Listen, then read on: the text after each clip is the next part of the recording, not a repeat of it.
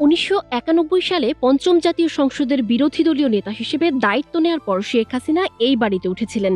পরবর্তীতে ১৯৯৬ থেকে ২০০১ সাল পর্যন্ত বিরোধী দলীয় নেতা হিসেবে এখানে নিয়মিত রাজনৈতিক কার্যক্রম পরিচালনা করেন বেগম খালেদা জিয়া।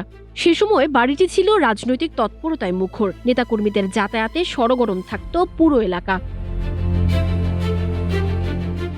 এরপর ২০০১ সালে বাড়িটি ছাড়ার পর প্রায় ২৫ বছর পার হয়ে গেলেও আর কোনো বিরোধী দলীয় নেতা সেখানে বসবাস করেননি।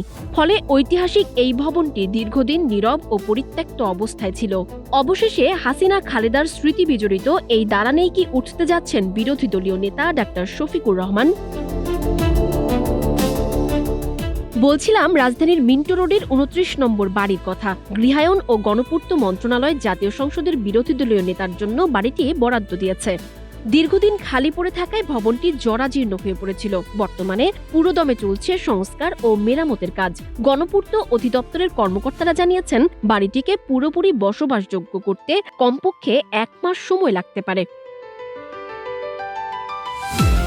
গণপূর্ত অধিদপ্তরের প্রধান প্রকৌশলী জানিয়েছেন, সংস্কার কাজ শেষ হলে বাড়িটি আনুষ্ঠানিকভাবে বুঝিয়ে দেওয়া হবে। তবে জামায়াত ইসলামীর পক্ষ থেকে এখনো চূড়ান্ত সিদ্ধান্ত হয়নি।